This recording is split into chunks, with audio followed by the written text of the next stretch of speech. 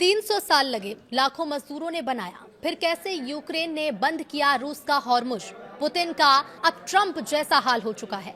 नमस्कार, बहुत स्वागत है आपका। मैं हूं आपके साथ ऋतु सिंह। रूस यूक्रेन युद्ध अब सिर्फ मिसाइल और टैंक का नहीं रहा, अब सस्ते ड्रोन उन प्रोजेक्ट्स को भी हिला रहे हैं जिन्हें बनाने में रूस को करीब 300 साल लगे थे। जिस जलमार्ग को कभी रूस की आर्थिक और सैन्य ताकत की रीढ़ माना जाता था, आज वही कुछ दिनों के ड्रोन हमले से रुकता हुआ नजर आ रहा है। यूक्रेन के लगातार हमलों के बाद रूस को आजोव सागर सी ऑफ आजोव से जहाजों की आवाजाही रोकनी पड़ी है। इसका असर सिर्फ युद्ध पर नहीं बल्कि रूस के ट्रेड और दुनिया के अनाज बाजार पर भी पड़ सकता है। आजोव सागर और काला सागर को जोड़ने वाले केर्च स्ट्रेट को बंद करना पड़ा है। ये 3 से 15 किलोमीटर चौड़ा इलाका है। इसे आप हॉर्मुज जल डमरू मध्य की तरह समझ सकते हैं कि जिस पर कब्जा कर ईरान ने पूरी दुनिया को हिला रखा है।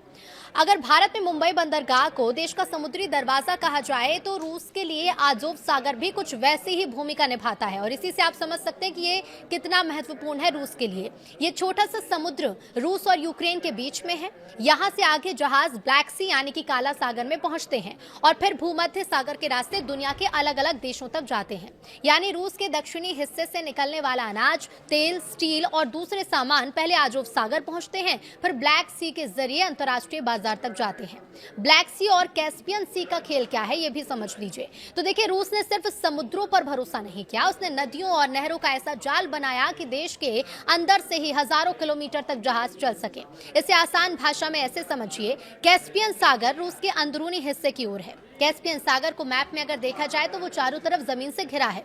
इस सागर से अजरबैजान, रूस, तेहरान और तुर्कमेनिस्तान की सीमा लगती है। वहां से वोल्गा नदी निकलती है। वोल्गा नदी को वोल्गा डॉन शहर के जरिए डॉन नदी से जोड़ा गया। डॉन नदी सीधे आजोव सागर में गिरती है।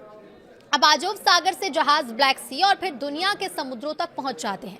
यानी रूस ने अपने देश के अंदर ऐसा जलमार्ग बनाया कि बिना लंबा समुद्री रास्तली सामान सीधे दुनिया तक भेजा जा सके।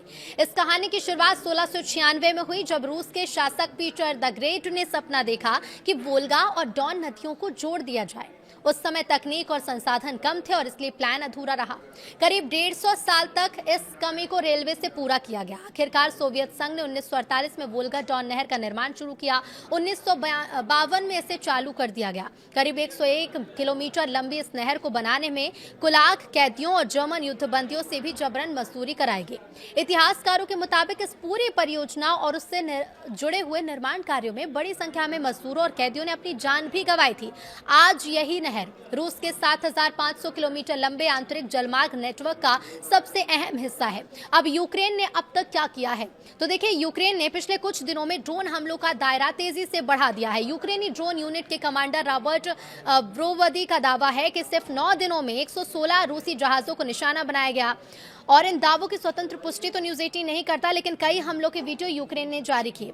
इन लगातार हमलों के बाद रूस ने 2 सबसे अहम रास्तों पर जहाजों की आवाजाही रोक दी। डॉन आजोव चैनल, जो रूस के अंदरूनी नदी नेटवर्क को आजोव सागर से जोड़ता है, केर्च स्ट्रेट, जो आजोव सागर को ब्लैक सी से जोड़ता है। अब सैटेलाइट तस्वीरों और जहाज ट्रैकिंग डेटा में दोनों तरफ जहाजों की लंबी कतारें देखने को मिल रही हैं। लेकिन इससे रूस को नुकसान कितना होगा, तो रूस दुनिया का सबसे बड़ा गेहूं निर्यातक देश है।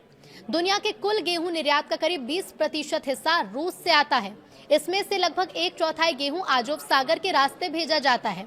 अगर ये रास्ता लंबे समय तक बंद रहेगा तो रूस को अरबों डॉलर का नुकसान हो सकता है।